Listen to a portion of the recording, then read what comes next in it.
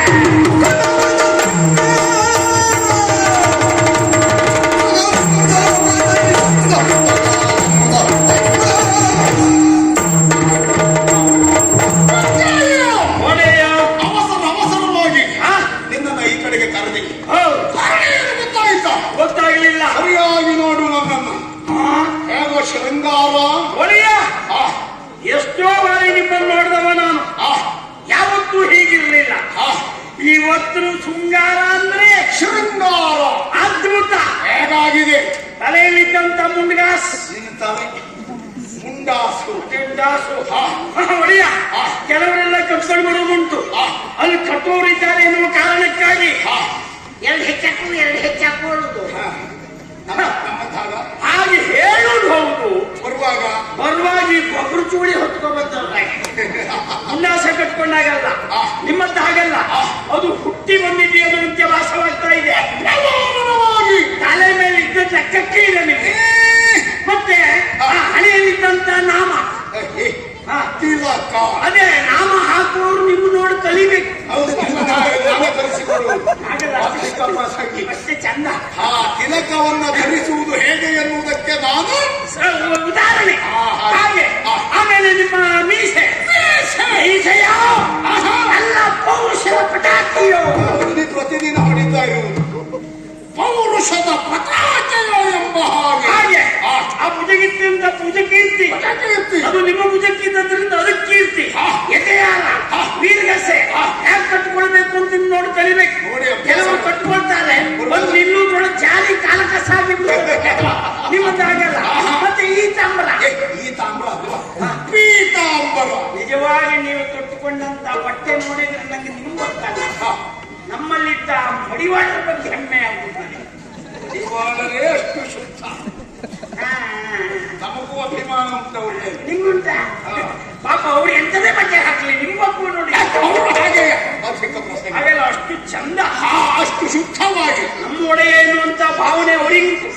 ಹಾಗಾಗಿ ಈ ಪೀತಾಂಬರ ಆಕಾಶದಲ್ಲಿರುವಂತಹ ನಕ್ಷತ್ರಗಳು ಚಕಪಕ ಅಂತ ಹೊಡೆದ ಆ ರೀತಿ ಈ ಶೃಂಗಾರ ಯಾಕೆ ಅಂತ ಗೊತ್ತಾಗಿದೆ. ಬಲವಾದದ್ದುಂಟು. ದಿಗ್ವಿಜಯಕ್ಕೆ ಹೋದವರು ನಾವು ಹತ್ತಿಲ್ಲ, ಹಲವಿಲ್ಲ. ಇರುವವಳು ಒಬ್ಬಳೇ ಒಬ್ಬಳು ಅಕ್ಕ ಸುದೇಶ್ನಾದೇವಿ. ನಮ್ಮ ಪಾಲಿಗೆ ತಾಯಿ ಸಮಾನರು. ಅಕ್ಕನನ್ನು ನೋಡಿದ ದಿವಸ ಎಷ್ಟೋ ಕಳೆದು ಹೋಯಿತು.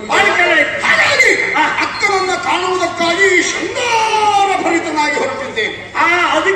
ಅದಕ್ಕಾಗಿ ಕೇವಲ ನಾನು ಒಬ್ಬನೇ ಅಲ್ಲ, ಮತ್ತೆ ಜೊತೆಯಾಗಿ ನೀನು ಬರಬೇಕು. ನೀವು ಹೋದಲ್ಲ ನಾನು ಶೃಂಗಾರ ಸಾಕಲ್ಲ, ಎಲ್ಲರೂ ಹೋದ ಹಾಗೆ ನಾವು ಹೋಗುವುದಲ್ಲ. ಮತ್ತೆ ನಾವು ಹೊರಟಿದ್ದೇವೆ ಅಂತ ಆದ್ರೆ ಅದವೇರಿದ ಮತ್ತಾದ ಕನ್ನಡಿ ಮನವನ್ನು ಪ್ರವೇಶ ಮಾಡುವ ಹಾಗೆ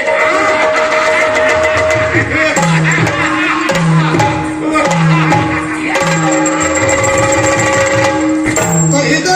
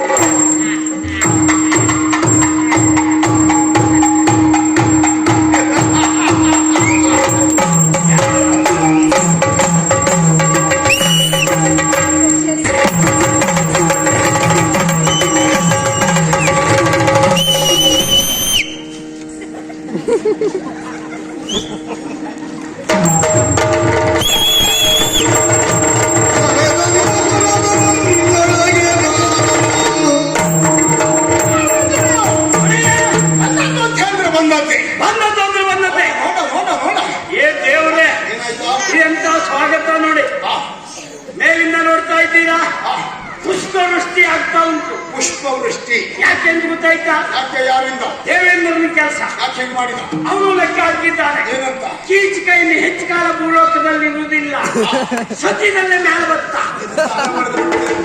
ಅಂದ್ರೆ ಏನು ಇಷ್ಟೆಲ್ಲ ಮಾಡ್ಕೊಂಡು ಹೊರಟಿದ್ದೇನೆ, ಈಗ ಮೇಲೆ ಹೋಗುವುದು ಹಾಗೆಲ್ಲ ಒಳ್ಳೆಯ. ಅವನು ಲೆಕ್ಕ ಹಾಕಿದ್ದ, ನಿಮ್ಮ ಬೆಳವಣಿಗೆ ನೋಡಿ ಇನ್ನು ಹೆಚ್ಚು ಕಾಲ ಇಲ್ಲ. ಅಂದರೆ ಭೂಲೋಕದಲ್ಲಿ ಕಾರ್ಯ ಎಲ್ಲ ಮುಗಿಸಿ ದೇವಲೋಕಕ್ಕೂ ಆಕ್ರಮಣ ಮಾಡ್ತಾನೆ. ದಿಗ್ವಿಜಯಾರ್ಥಿಯಾಗಿ ದೇವಪಟ್ಟಣದಲ್ಲಿ ಕೂತ ನನ್ನ ಕೈ ಹಿಡಿದು ಎಳೆದು ಬಿಸಾಡಿ ಕೂತ್ಕೊಳ್ಳೋ ಯೋಗ್ಯತೆ ಇರುವುದು ಕೀಚಕನಿಗೆ. ಆ ರಗಳೆ ಬೇಡ ಅಂತ ಪುಷ್ಪವೃಷ್ಟಿ ಮಾಡ್ತಾ ಇದ್ದ. ಅದಲ್ಲ, ದೇವೇಂದ್ರ ನನ್ನನ್ನು ಪ್ರಸನ್ನೀಕರಿಸಿಕೊಳ್ಳುವುದಕ್ಕೆ ಈ ರೀತಿ ಪುಷ್ಪವೃಷ್ಟಿ ಮಾಡಿದ ಕಾರ್ಯ ಅಲ್ಲವೇ ಅಲ್ಲ. ನೋಡಿದೇನು? ರಾಜಬೀದಿಯಲ್ಲಿ ರಾಜಗಾಂಭೀರ್ಯದಿಂದ ನಾವು ಬರ್ತಾ ಇದ್ದೇವೆ. ಅಕ್ಕ ಪಕ್ಕದಲ್ಲಿ ಉಪ್ಪರಿಗೆಯ ಮನೆ, ಆ ಉಪ್ಪರಿಗೆಯ ಮಾಳಿಗೆಯ ಮನೆಯ ಮೇಲೆ ನಿಂತು ನಮ್ಮನ್ನೇ ಚಪ್ಪರಿಸಿ ನೋಡುವ ಪ್ರಾಯ ಸಮರ್ಥ ಹೆಣ್ಣುಮಕ್ಕಳು.